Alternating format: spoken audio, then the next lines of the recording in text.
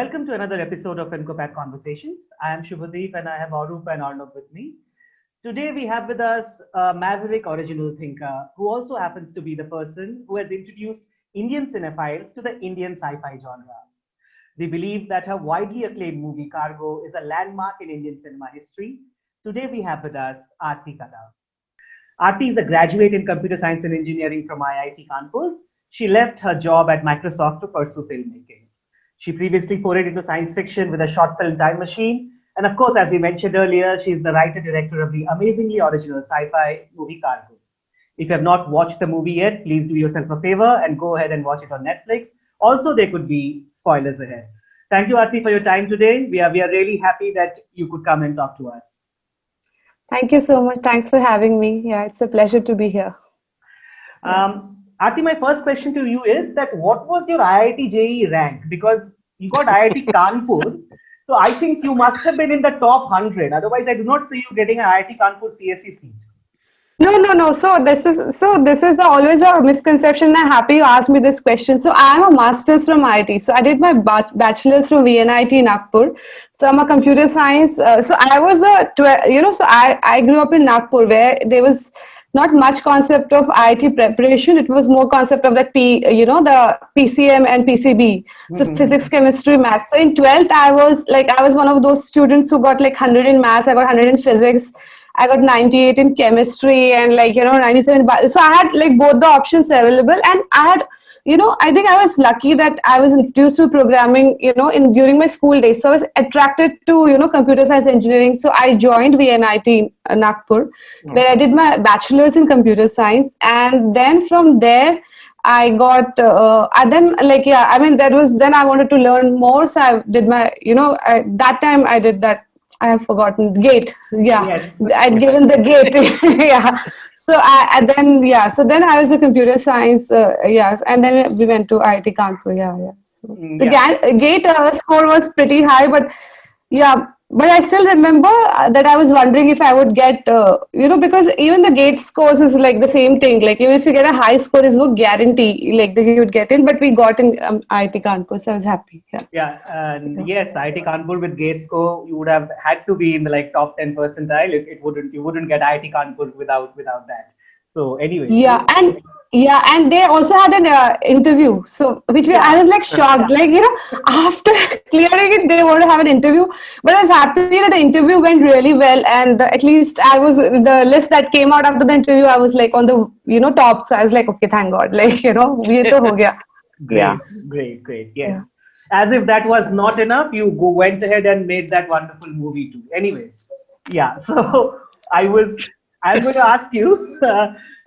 Tell us, how did your fascination with the sci-fi genre start? We follow your tweets, your Insta posts. We have watched your short Time Machine, and of course, we have watched Cargo. You seem all engrossed with this genre. Any backstory with your connection with the sci-fi genre? So I think growing up, again, I was blessed that I was in a school where there was storytelling was really encouraged, and I participated in a lot of story writing competitions, and mythological stories came naturally to me. Maybe I did read Chitra Kathas and those books, but like all my friends also read, but it was something that really attracted me. So I used to write those stories and win all those competitions, and those are like fun competitions to win because you get a lot of goodies. They don't get money, but like you will get the Camlinka coloring box and this box. So that used to encourage me to write those stories. And then I forgot about that. And of course, my master's thesis it was a great experience. The whole IIT Kanpur experience was wonderful, where I had opted for a lot of courses on artificial intelligence, on machine learning, on neural networks. So, my thesis was also on that. So very few people I know get into science fiction by actually studying, computer science. There are quite a good ones actually. Like now I'm discovering more as I read a lot of sci-fi authors. But at that point, I was very fascinated by it. But still, when I got the job at Microsoft, I was doing something very contained, and there was nothing fantastical about what I was doing. And I used to feel very restless about it. And and then I started I mean, I picked up filmmaking as a hobby. I went to film school, and in the film school, we had one of those again. You have assignments, and one of the assignments was to make a short film in 16 mm, and that's when I wrote the first sci-fi story to be shot. And it was filled with constraints, and with that constraints we were innovating a lot. Like, we were showing close up of a pipe and showing it that, it's a big tunnel from which people would be passing. We were like trying to see, but basically we were, the thing with science fiction or magical fantastical stories, that you start assigning magic to even mundane things, and that's all, then it has limitless possibilities, and it's very exciting. So when I shot that film, and I remember this, it was a brilliant experience, partly also because the team was very good. We had a very good cinematographer who was very mature. Like, I think the cinematographer was, for the film school, he was some 45. So he was like the oldest guy, and he was from Italy, and he was asking so many questions while we were making it. So the whole process was like, learning while I was doing it, and I enjoyed it so much. The film came out well. People really loved it. So I felt that there's something to it. I found that this is it. Something just So I got excited. I mean, that one short film I would assign it the turning point for me. And when I graduated from film school, but I was still not really consuming a lot of sci-fi literature as such. After I graduated, I wrote a feature film, and that never got made. And that was like my longest journey. The 5-year struggle was with that feature film, trying to get it made. But it was a science fiction feature film. And while I was pitching, everybody would say, okay, but we're not sure with this. And while you're perfecting the script, you try to consume a lot of sci-fi, because it's a sci-fi, similar films, similar stories. So then I started reading a lot of sci-fi, and then I was like, oh my gosh, this is like a treasure trove. So, I mean, there's so much to explore, so much to explore. And I think science fiction is also amazing medium to, relook at reality, and, you can tell reality better. Even in lockdown, we made a short film. We made it entirely remotely, and it was about it's a fun, it's nothing was, it's simple lockdown short film. Everything shot, a film without a set, because everybody's just connecting via their computer and shooting it. But it was about a meteor coming and hitting Earth, and it's a small short film, and we wrote it and shot it at the time when the whole migrant crisis was happening, and how we were feeling that we are being abandoned. And we could talk about that, without talking about migrants per se, because when a crisis becomes bigger, we will be the, the lower strata. Right now we are safe in our houses because we are the middle class, but the middle class will become that when it's a crisis of that level. So we could feel that, it's a science fiction as a lens, and I could talk about it, and I could feel about it, correct? So it's it's not out there. It's not good science fiction is always rooted in reality, so so that's why I find it very fascinating that I can talk about real stuff and I can go wild at the same time. So it's exciting for me. Right. That's awesome. Let's talk about Cargo. So thank you for presenting again with that unique film. One of the most fascinating aspects for me, personally, and I think I speak for both of them as well, is the way that you blend mythology and sci-fi. And I have also read this story from you, Automatons of Ayodhya. There too you have beautiful references. The automaton maker names Aryavarta, Vishwakarma school. So tell us something about that. How do you bring in that? Does that come organically to you? Yes, actually, that was the easiest part for me. When I was writing Cargo, everybody said that everything else you felt like you made the film for that, but so it does come organically to me, because I think I have read a lot of mythologies of India. So it's, it's like what Neil Gaiman says, that you consume a lot of literature and then you let it sit in your head. It becomes like a part of the compost pit that is fueling your imagination. So in a way, it comes like that. Those things I can reach out to very quickly in my mind, because it's already consumed and processed. But sometimes, of course, one needs to research and stuff, but I don't do research so much while I'm writing. But it's already been done at some point, especially even the Vishwakarma story. In fact, because I was also reading somewhere. In fact, I was reading a Harvard paper where it spoke about that, in India, we have documented the arts, we have documented a lot of things, the paintings, even architecture to a certain extent, but we have really not documented so much the scientific things that the Indian subcontinent did. Like, and one of them was the Vishwakarma, which is you say you think it's a fictitious, or he might be a real character, but there is a lot of theory that, like, there were schools which really were like on automata making and stuff like that. So I knew, so those are some things I really wanted to pull them out of history and try to make a contemporary story around that.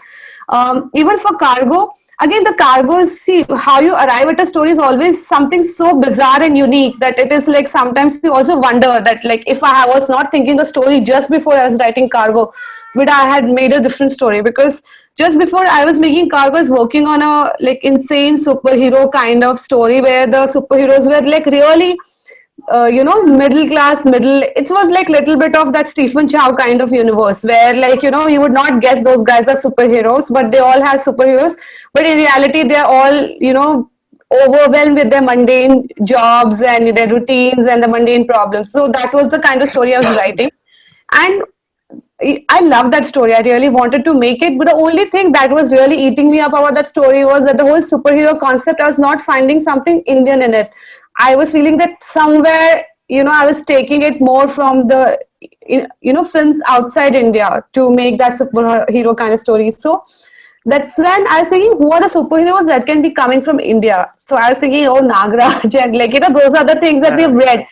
But then I was like, what is something even more back there? And then we all know about all these Rakshas, because we all have, at least, even if we haven't seen, we know about those Ramayans and Mahabharats where, like, and you had this shape-shifting kind of demons, like stuff like that. So I thought those are the original superheroes. And what if we ascribe like our social problems and our societal structures and our personal existential angst and crisis on their, with that species, or and like build on that. So that's when I was thinking about it. Cargo is a one line also. I think the script that I was making for 5 years had some obsession with death and afterlife, so that with this became Cargo. So yeah, so it came from there. Right. And who has done these drawings in the automatons of Ayodhya? Is that you as well? Yes. Yeah. I was like, I wanted to encourage someone else to draw for me, but like everybody said that like free mein, so I used to feel very awkward saying yes, like, so that I used to say कि यार लगता है खुद ही करना पड़ेगा अभी free में, मतलब you don't know how to commission an artist for this, right? And actually this is the whole it's a whole series, Automate. So this is a book that I've been trying to write for a while. Okay. And so there are first draft of 26 stories. So, and they are each with an alphabet. And each is a fantastic innovation. So in fact, the next one is about to come out. I've written it, but I want to make it better. I'm not satisfied with it. But I'm not satisfied in terms of, I'm more worried about my English writing than the story. Because, see, a screenplay writer, you don't have to perfect the sentence construct, but as a story writer, and I've always been on a back foot on that, like, but because obviously literature is such a rich field, you should. So that's the only reason I'm scared to put it out. Automatons of Ayodhya I put out because my friends said just put one out, because you will know where you stand, whether it's good or bad, and then you can pursue, like, So anyone who is not aware, it's available on medium.com. Again, a beautiful original content on sci-fi. Please go and have a read. It's a 9-minute read, I believe. It's fantastic. And the beautiful, paintings you have. I mean, what we call an all-rounder we have here. Thanks. Jack of all. Yeah. Your independent filmmakers become all-rounders. Trust me. Yeah. Before, like, I want to ask you another question about Cargo, and that will be like, so all of us have some favorite moments from Cargo. We have more than one. We want to know from you that how did that particular sequence come to your mind, and how did that particular scene, what was the thought process behind that scene? So yeah, so I will start first, and I really find it intriguing. And although you talked about it a little bit about putting our realities, our angst to that superhuman kind of people. Yeah. So in one of those scenes, we see Prahasta struggling with the healing machine, and he's always getting a shock, and he's constantly saying, "We need to replace it. We need to replace it." And the person from the earth, he's saying that you don't know, Yeah. that company has gone bankrupt. There is a problem. Their tender has been cancelled. Yeah. So how does Yeah. this inspiration come to you to have this rooted problem of the human beings, where we actually do everything we do is there is a bureaucracy involved and there is a problem, and there is super evolved Yeah. species who are helping us in a Yeah. journey, and you are bringing Yeah. that problem in. So how the Yeah. process behind that, if you could tell us. Yes. So I wanted the spaceship to be like, tinka badda dabba with some, stone and like, so that was my thing, that it is, something old, like it might fall apart, but somehow it is just together and it's going forward in space. Like, that was the idea for it. And when the girl Yuvishka comes, I wanted her presence to, solve one problem for him, like, which is there. And the whole healing had a very different notion for us also when we were writing that, like, the healing thing should be there for everyone, should be healer or stuff like that. And we thought that Prahasta cannot heal because he's lost his empathy to a certain extent. But the second thing also was that, like, his machine is also genuinely faulty. In fact, like, I was very clear that when we designed that machine, it has to be like the clumsiest vacuum cleaner kind of looking machine that nobody in the house ever wants to pick up a vacuum cleaner, especially in India. Like, I don't know, in US people like vacuum cleaner. India, like, kisi ko bolege vacuum cleaner chalao, bolege usse acha main jhadu lagata, because it's just too clumsy to maneuver and all. So in fact, I was during the when we were making it, I was telling the production designer कि और लंबा pipe केवल उसको pipe भी irritate कर रहा है कि गिर रहा है उधर, बट लाइक हमारे पास था नहीं, तो उतना ही लंबा उसने पाइप बनाया. But the idea was that it's falling apart. It is a clumsy, bulky, badly designed machine that he is handling it.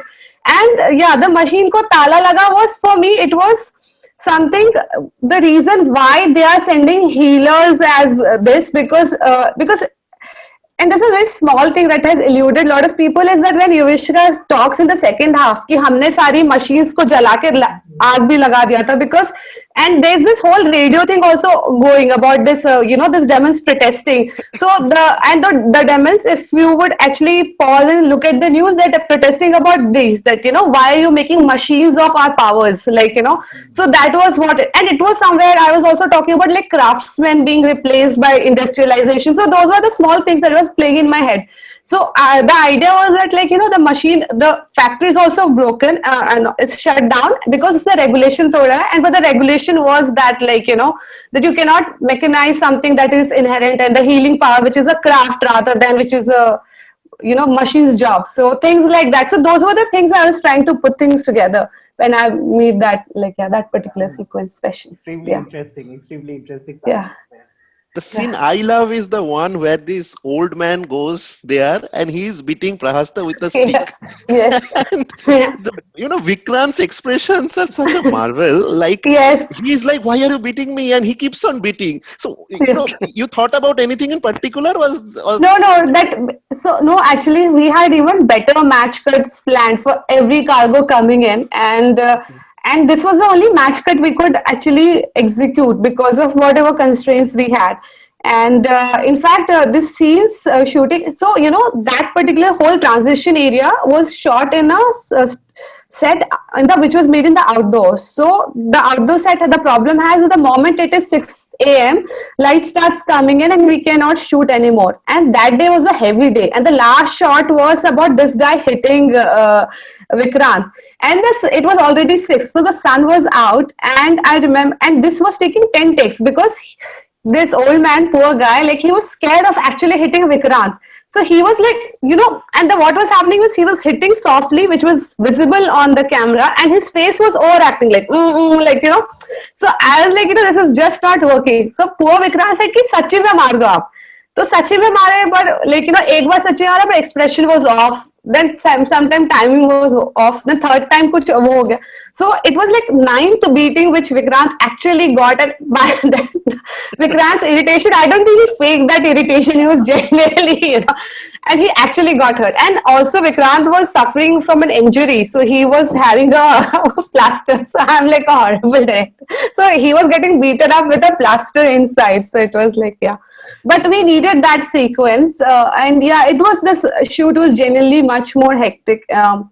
We had challenges, but that's okay. Like now we say okay, but those days we used to be very hassled about all those compromises that we used to be doing because of that. So yeah. Okay. One of the scenes where like we were seeing the Prahasta as more of a someone who is accustomed to the loneliness, and we don't see the human side of it. So me being like always like little towards liking the emotional part of movies and all, I really like that portion where Yuvishka was talking about probing him on the loneliness. There was the jump cut leading on to her calling Mandakini, and the interaction thereafter. Initially there was some dry humor. I thought there will be some profound discussion, and suddenly he says, okay, kitne bacche hue? And from that, the tanky wala scene, and it suddenly, kisne call kiya tha? Yuvishka ne kiya tha. And Mandakini went off. And then he calls again and have that heart-to-heart conversation, and we can see that Prahasta is also human, who has that feeling and all. Yeah. Like, that's so beautiful. Why you put it towards her towards the very end of the movie, kind of, not very end, but yeah, the later part of the second half. Yeah. And Yeah, no, for me, it was that, like, this was the arc, like, about this girl who says that she has lost her healing power. But my thing was that, no, she hasn't lost it, because eventually the person who she healed was the guy, who she was supposed to serve, like, whom she never assumed that he was hurt, like, in the first place. So that was, for me, was her arc. In fact, there was a very nice Instagram post that someone wrote that, like, the whole film is about Prasta's death and his healing before he transitions to the real world, like, so that was also somewhere in my mind, like, that's his journey. So there is a graph to his, that, like, you never assume. So there is something obviously at the center of it, but it always eludes you. In a way, you feel that this guy is just now become a cog in this whole wheel, and he's just doing his duties. But, like, somewhere eventually the arc was that eventually we realized that there's more to him than just doing his duty, and he's also hurt, like there's something that's holding him back. So that was the only reason. For me, it was like that when they see this and then they hold hands during this, for me that was, like, in a way a logical end for the film. Like, something ends, like it's a culmination of his character. Also, it's a lovely culmination of their relationship, because they have a very beautiful relationship. It's not really a love story, but it's also not love. Like, it's like a strong, like, companionship which one soul has with another, which I thought was Prasta and Yuvishka have. Like, they both love each other. They both feel like they might be crush also, but it is not really there. They all are, they know that whatever it is, they'll work through this and they'll find a way to work together. So, it was also there. So for me, it was the whole arc. Like, for me, the story in a way logically ends there. Then after that, it's just him leaving and, her taking over. So that's why I kept it in the end. Yeah. And obviously, your thing with reality, when the discussion at the tanky wala thing, I burst into laughter, and she's trying to concentrate. 1 minute, yeah, I just wanted to say, yeah. For me, it was more like, his ego still got in the way when he says ki maine nahi usne call kiya. But then when she keeps the phone down, it's like maybe they would have had those kind of calls hundreds of times. Like, it's like, you see in the films, you wait for the other guy to turn back, but they just turn at the wrong time. It's like the same thing, like, so I was feeling that their relationship broke down like this, where they both were expecting love from the other side, because obviously they were convinced individually, they were convinced in their heart that they really loved a lot, and they were trying to know the other person loves. I thought that's how their relationship broke down, because both were, like, heavily egoistic people. It felt like that. At least that was what, when I was discussing with Konkana, like, why did the relationship, like, bas ego aa gaya, matlab pyar to tha, but ego aa gaya, like, that's why.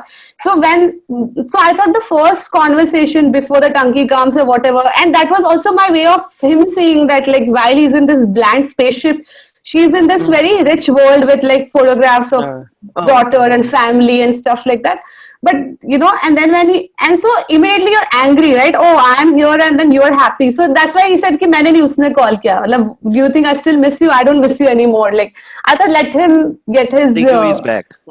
ego is back, and then let them like find the courage to talk, like So yeah, that was my idea. If we now talk about your favorite sci-fi movies, like if you have to pick 3 movies from like maybe entire history of cinema, what would that be? I know, like Oh my God, like. I know it's stupid. No, so actually, yeah, I have a big list, and because I always miss out my favorite films whenever I speak about it, because there are a lot of them. But I've always, like, as a child, the first sci-fi film I had seen was Matrix, and that was the first English film also I had seen. So I was like, and I was very young, like, and very unfortunate thing happened with Matrix was I had a cousin who saw Matrix and who liked it so much, so he narrated the whole film to me before I saw the film, and his narration was follow the white rabbit, then he follows that, let's say the girl with that t-shirt, so he narrated with that detail, like literally 2 hour 3 hour narration.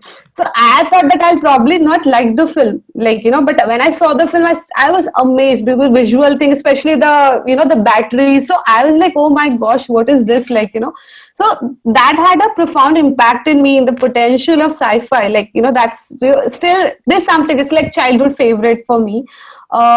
When I was in engineering college, I had seen Eternal Sunshine of the Spotless Mind, and that was again the second time, because before that I was only studies. But when I saw that, what I liked about Eternal Sunshine was it was irrational also, but still it was controlled, and engineered irrationality. Like it was like, it was like, yeah, and it has a heart to it, like it is and it has a low tech and low rent feel to it, the technology, normally whatever sci-fi you have seen even around that, or whatever I was exposed to, sci-fi has always been very high tech, touch screen, this or Minority Reports, which I like, but when I saw Eternal Sunshine, it was like very clearly the lacuna that the office which he goes to is very clearly it's like a quark, like it's one of those tents which you see in India. It's like that equivalent of that, and in that they build the whole film, and trying to basically erasing a memory. So the whole concept was very exciting for me, and yeah, so that is one of my favorites. Yeah, and all the classic ones I love Aliens, I love Jurassic Park. It's like one Vikrant Massey said कि आते Jurassic Park sci-fi नहीं है क्या? I said हाँ वो, लेकिन वो मेरे लिए real है, like मुझे तो लगता असली में हुआ करके. But that is my favorite. And amongst independent, I like the District 9, which was like more like a mockumentary. I love that Another Earth, especially at the concept level, because it was very jealousy inducing when you see something like Another Earth.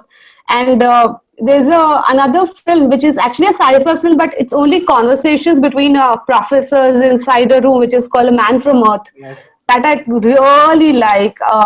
And again, yeah. So I have the list written, and I've been searching for it for a while because I wanted to. But yeah, so these were like my in general favorite ones. Yeah, but off late I'm reading a lot of sci-fi. So I think I'm also very that's why my mind is a mesh, because I read the reading has become more than the watching as such. Yeah. What is your feeling about the sci-fi movies by Christopher Nolan? Oh yeah, yes.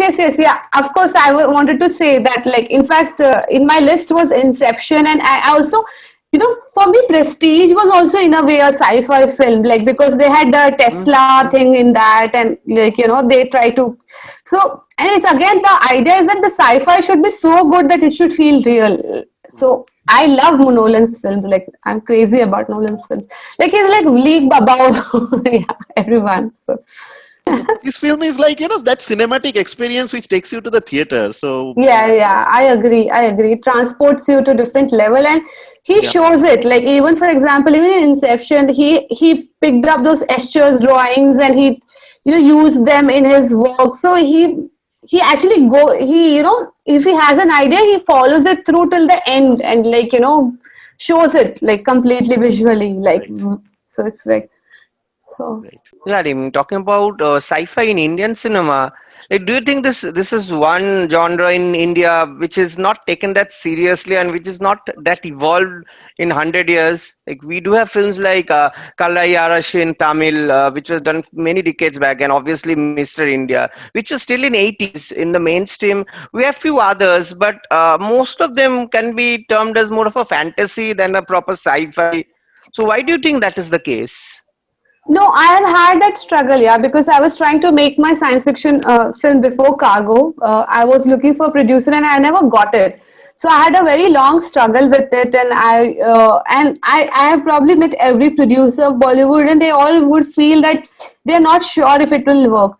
Because I also felt that there were a couple of stumbling blocks. One was, of course, sci-fi is always associated with, like, again, the Nolan for all, they think sci-fi means Nolan level का budget चाहिए होगा, और उस level का skill set भी चाहिए होगा, which both of those things are expensive and scary, right? To have that kind of budget, or to depend on so much VFX for your film. The second is, again, see, it all comes down to literature also. Like, the countries that have good sci-fi also have good sci-fi literature, which they derive from. Like, the early sci-fi films in US were all based on books, or based on, Philip K. Dick, who actually, a lot of the films, they were made from there, which became like, kind of foundation for all the films that are being made here. So, see, only because someone made 2001 Space Odyssey is and that's why Interstellar is possible, right? It's not like what is going on, like, but in India, we never had a foundation for science fiction. So that's why it makes it scary. I think narrative wise also is, the assumption is that, so Bollywood or Eastern audience has a different society structure. So you kind of enjoy different kind of stories. And science fiction, sometimes people feel might not translate well. Like, genre films always have a challenge in India in general, like, So they also feel that about science fiction, that it might not translate well for the audience, or the, the cultural, cultural environment for India. So those are the things that play in their heads whenever I talk to producers. But the idea is that we have to, figure out, despite that, how to make good science fiction. So, yeah, which is rooted and which feels like belonging to the land. Yeah. So, any and I'm Indian sure there are sci-fi- possibilities. Any Indian sci-fi movie which you like, which you have? Mr. India. Yes, Mr. India is something which we all have enjoyed, actually. Yeah. Yeah, and I don't know any other. But even Bahubali and all were not bad. Like, the first one wasn't bad. The second one felt like copy of first one. Like, yeah. Talking about the technical aspects of the sci-fi movies, from a layman like us, it feels like it's very difficult to make. The production work is pretty heavy. If you see a film like a Gravity or a Star Wars franchisee, and even then, Kubrick made the 2001 Space Odyssey in 1968. When there was no such VFX and the digital revolution was not there. So what has been your experience with this presentation part of a sci-fi? We had so beautiful scenes, like at an international level, I would say, where you show your spacecraft in cargo. Yeah.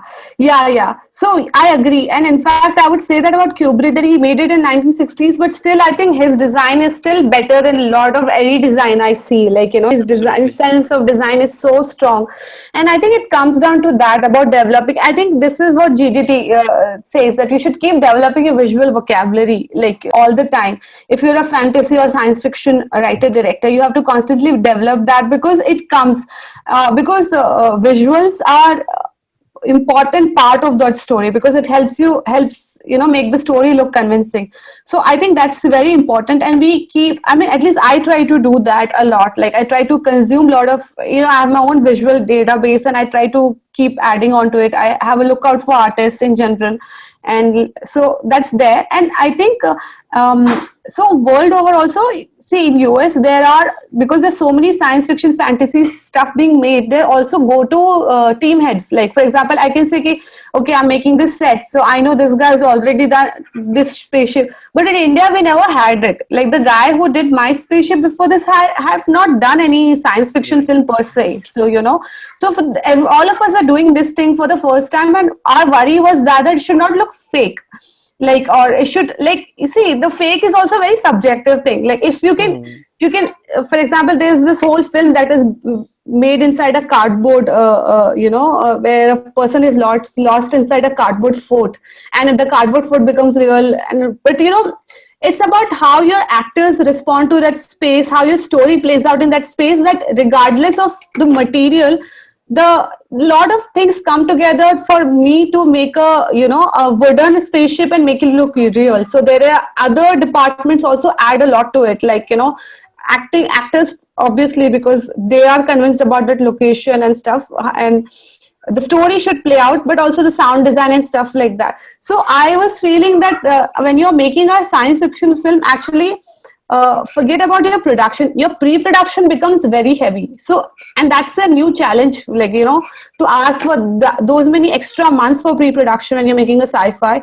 And post-production obviously is heavy because the VFX takes a lot of time. Our spaceship was the first shot we gave for VFX, and it was the last shot that came out, and it took around like 6 to 8 months for us to perfect it. It went through so many iterations, it's not even funny. And even then I was like, and that at the end of it I was like, chalo abhi aage badho, like, because it had been like 8 months of back and forth and everybody was frustrated. But like, to have that patience for everyone, like, no, I'm not talking about me having patience, but the people doing it need to have that patience, because for them also they're trying it for the first time. So the first instinct is to, like, let's take component from here, let's take component from there, presets from there, and we have to say, okay, that's exactly what we should not be doing. We have to create something really original, and it's okay if it's not good, but it has to be original, because it's originality is the first thing and everything comes after that, right? Like, but those were the real genuine challenges when I was doing it, that, like, when even if you're referencing, you don't want them to say, oh, okay, this is a nice reference, so let me exactly make that. And I was like, not exactly, this is just to inspire you to create something like that, similar to that and stuff like that. So that was the idea. But like, we tried to do that. For example, we also saw, like, for example, Moon was there, and 2001, they both had that HAL and QWERTY, like those AIs. And we were thinking, so these were the things we did at story level, where I thought that the AI, the first of the AI was a AI. In my head it was like, maybe we will have an animated character inside the TV directing Prahasta. Then I said, okay, and make that as an AI or something like that. And then he said, why an AI? Like, if it's a very Indian thing, maybe a guy actually, it's a hacky thing, maybe a guy actually, takes his bike and goes and actually is basically running the control center for this spaceship. And in the night he goes, and some sleepy guy comes and does the night duty, because it's like a off duty time sort of thing. So, why not bring that in? So those were the things we're trying to make it original for ourselves. But so a lot of people don't realize that sometimes when you're making a science fiction, the story, like the creating the world is the first very big step. Like, that itself requires lot of work. And then also, like, then of course you have to make the story, and the story has to play out, because otherwise all this work will go waste.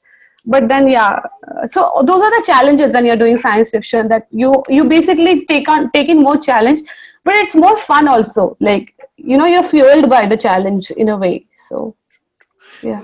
For the spacecraft you created, there was this very interesting thing. I don't know if my reading is right, but I felt like it's inhaling and exhaling. There was this rhythmic thing. Yes, yes. That was really, really fascinating. Yes, and if you see the sound design, when the people are walking through that tunnel, you will hear that inhaling and exhaling sound. Like, there's a sound design for it. So yeah, if you'll see the good, actually that's why my sound designer called me and said कि क्यों release किया theater में करना था, TV में तो speaker भी पीछे होता है. I was like, oh gosh, like, True. But like, because they really worked very hard, and trust me, the whole spaceship was made up of wood. In fact, the footsteps were all wooden, so that were all replaced with metallic footsteps. So there was a lot of work that went into it. And then you do all that work and you have to make it look subtle also, because it should not be attracting attention, but, so it should look real. So those were the challenges. But yeah, it was there. And talking about Indian films, from Indian film to Indian literature, do you have by any chance read any of Satyajit Ray's sci-fi shorts? I mean, he has a Professor Shonku series, and there are amazing individual short stories as well. No, I haven't read, but I really want to read because my editor for Cargo, she's a Bengali, and she said that like you have to. So I will source Uh, that and I'll start reading. Actually, maybe I should source it like right away because it's always been on my radar. Yeah. Honestly, Yeah. like there might be the copyright thing, but other than that, like would love to see Arati Kadov direct a Satyajit's story because that needs to be shown to the whole world, and India also needs to see. Yeah. So they are so brilliant. Even Yeah, Spielberg he was was the inspired to one make who E.T. inspired ET from his Yeah, work. yeah, Actually, yeah, yeah, yeah. That's right. yeah, Yes, yes. yeah. We really have this in our wish list. Anytime in future, if you can Seriously, think of that, seriously. that would be a real justice. I would feel, someone who is Yeah. engrossed in this genre, doing justice to those shots. Oh gosh, I will definitely then. I'm gonna order it right away and I'm gonna read them Yeah, because, please. yeah, I anyway make it a point that I read one sci-fi short story. I mean, this is my lockdown. Like everybody gives this a lockdown challenge. So my lockdown challenge is I had like these so many books, anthology books and sci-fi, but I was never reading those writers from across the world. So I read one sci-fi short story. Like at least so far, I've been regular. Try to read it every day. Like You so. recommend some writing to us as well. One book or one story on Yeah, sci-fi that you would recommend. I really love the writings of Ted Chiang. I've always spoken about him. Like he was the guy whose story of your life became Arrival, and Okay. and there was another guy, Louis Zixon, whom I liked because I think the reason I liked him was he was a programmer who turned into a science fiction writer. So in fact, like he was again one of those guys. He used to simulate universes and see how the universes left to themselves interact and play out, and that has always been the foundation of a lot of the stories that he has written. So really love Louis Fiction. But of late, there's one I'm trying to discover a lot of women sci-fi writers. So one of the writers that whom I really like is Ursula Guin. And she was, I think, she has, and now when I read her stories, I think her stories were probably, she was probably very influential in a way that I've seen, you know, uh, glimpses of her story, a lot of science fiction in the West. Like, and she enjoys a lot of stardom in the West. Ursula, now she's passed away, but like her stories I really liked. In fact, recently I read one of her short stories, which was like pretty much similar to Prometheus, like so. I was consuming a lot of Eastern sci-fi because it works for me, and also I guess it works for our kind of social structure. But मुझे वो Russian sci fi भी बहुत अच्छा लगता है because वो काफी repressed था लाइक वो सोशलिज्म में वो लोग ने उसके ऊपर काफी लाइक कैसे निकाला मतलब स्मार्टली साईफाई के थ्रू उन्होंने interesting. So there was one story I really loved. I think it was my favorite I read this year was Principal City, which I quite liked. So yeah, so that yeah. So these are like some of my favorites as of now. Thank you so much. We'll have to catch up there. Yeah. Yep. Yeah. And one of the genres of sci-fi is obviously time travel. We do also have a video where we talk about our top list of time travel movies. Yay, I'll check it out. Yeah, sure. We will share the link. Please share the link. Yeah. Yeah. You have a short made on a time travel, and also you have referenced that in Cargo. What is your peak of favorite time travel movies? No, I was making a time travel feature film, and which was like it's very, and actually I spent 6 months though I did in research only and thinking like and then another 1 year I wrote it. So the first half is very nice, second half needs work, and it was something I was writing with Vikramaditya Murthy, so I should take up his case and then we should finish it because I think Back to the Future was one of our favorite films, so we really wanted to make it. But वो था कि हम लोग तभी इंडी level पे हम लोग लिखते लिखते इतना हाई बजट लिख दिए कि खुद ही डीमोरलाइज हो गए बजट्स देख के so but then we need to finish it but yeah, I want to make one time travel story really, like, but actually there's one story that I'm writing, one screenplay that I'm finishing right now, it has time travel.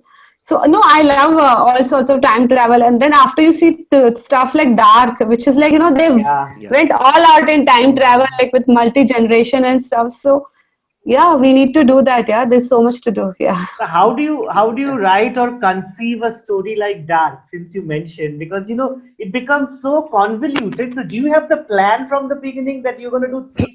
How does it play out? Do you have any idea? Because it is so complicated, but still in the end they actually come through.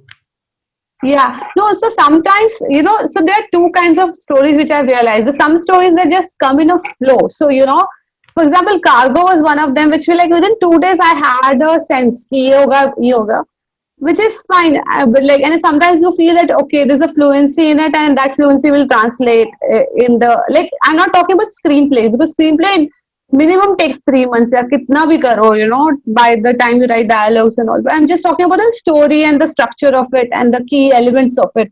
But there are some times, like the one that I was writing, it took me 3 months just to 3 months. Maybe I was not sure whether I have enough to come up with a story, but in general, I always try to come up with the end first, because if you have the end, then you're at least you are like you have touched, your feet have touched some ground. Otherwise, I also feel I don't know if it makes sense, but you need 2-3 brain waves. So the screenplay writing requires a lot of labor for sure. Like, which is like, if you show up every day, you can make a lot of progress in terms of making your story better, your dialogues better. But within that, there requires two very spontaneous, sharp ideas, like, to make it proper. One could be around the key concept of the story. One could be around the character and whatever the problems he has. One could be about something, but I also feel that like it is also not something very deterministic, that okay, now I want to write on this and I can write it. There's so many. In fact, there was one story where I was the one who told the concept that let's make it on this, and I didn't have a story, and those guys said take the money and make the story. And like, I swear to God, this is the first time somebody is giving me money and I was not being able to crack the story, even though I was like really showing up every day to write it, because I was not being able to crack it. And maybe with time, some it'll just arrive at me or something, but like there's it's not deterministic, I feel. That's what I feel. Yeah. When you make good, and you touched upon it, when you make good sci-fi cinema, does it always in a way give an outlet to express yourself in some other way, like something which would be difficult to say through the medium, to the direct medium? Does sci-fi or fantasy give us a better way to say that? Say, for example, when you talked about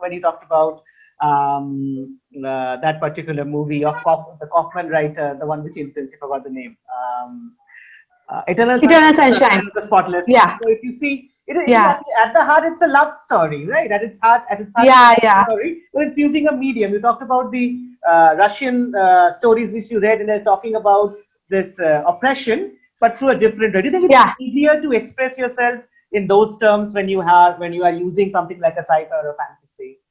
Yeah, I think science fiction gives you advantage. It gives you a perspective which is not very personal. So sometimes when it is like, and what Eisenstein told about filmmaking, right? Filmmaking is A is what you provide, and B is what the viewer derives from what you're providing.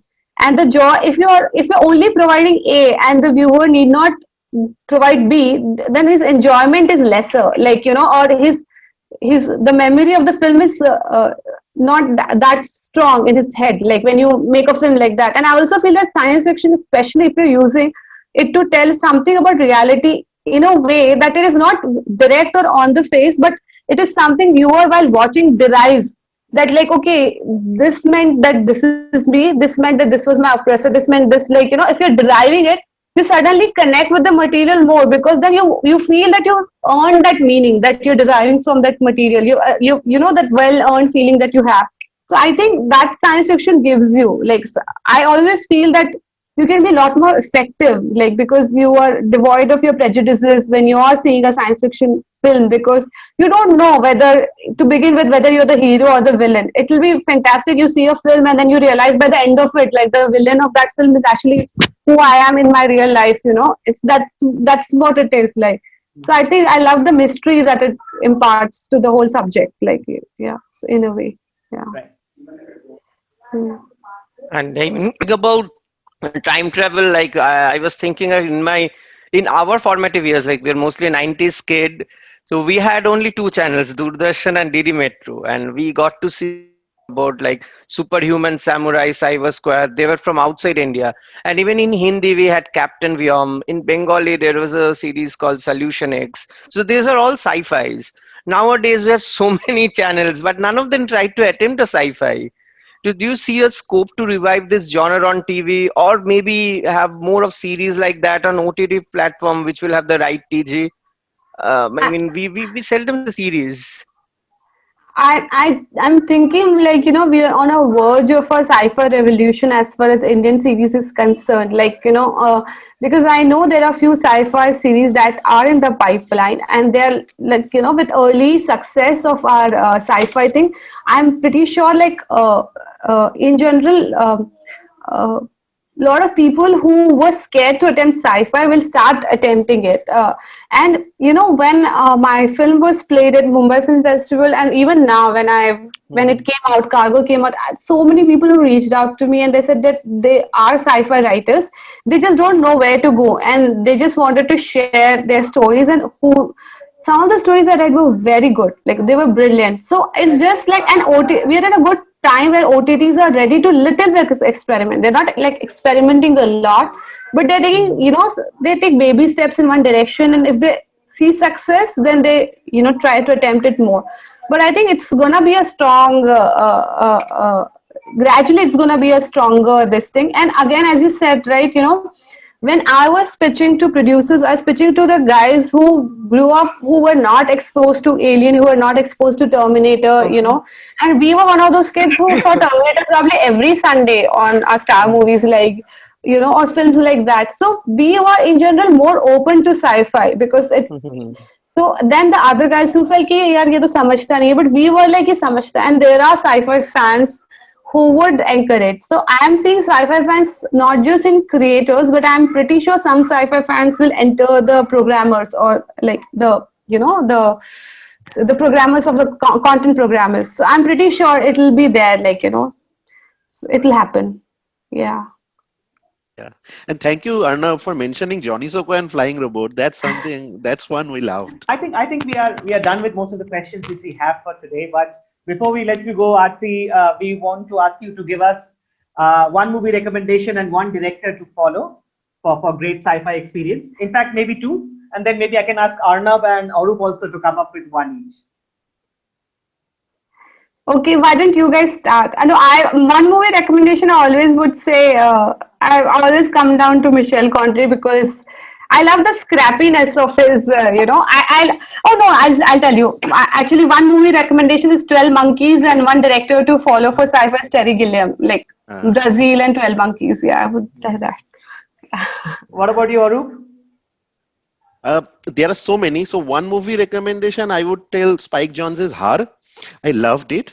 The one with Joaquin Phoenix, and he's marvelous in that one. And the things we were telling, it kind of brings the sci-fi premise and tells the problems of the world we live in today. Yeah. It's a beautiful, beautiful one.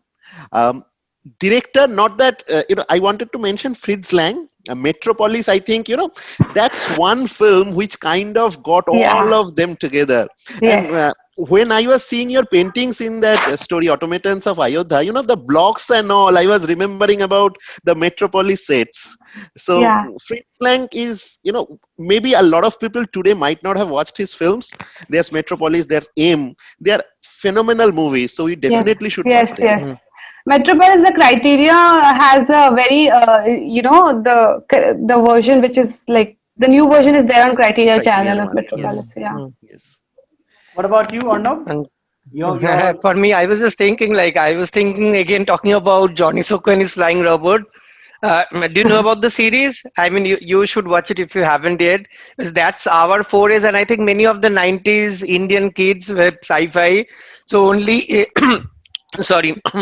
only Japan could think of pulling off such a thing in a large scale on the series of, they call it kaiju genre, which is kaiju literally means giant monster, like, whereas the kid is the central character in an adult organization fighting evil.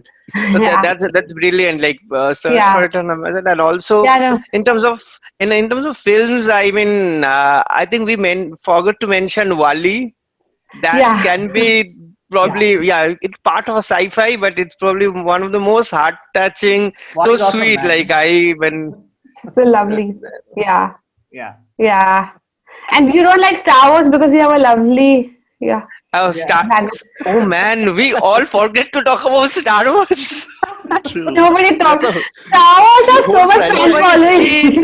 It's like I not only I'm a big fan of Yoda, because I believe that Yoda, like if we all have a teacher like Yoda, we'll all succeed in life. Like, that's like actually I think many of the cases we forget to mention Star Wars because it talks more about life philosophy and life in general, social commentary, political commentary, that we forget that at the base level it's a sci-fi and made in 1978 with such precision. You know what? Star Wars requires individual podcast. So we'll plan another one with you, Aarti. Like in 4th seriously. May the force be with you. So we'll have it on 4th of May. Okay, done. Yeah, 4th of May. Okay. What about you? What about you? Yes, I really like Being John Malkovich. It's a very interesting it is so well made, and specifically whatever Kaufman specifically writes. I recently saw is I'm Thinking of Ending Things. Again, I mean, ending things.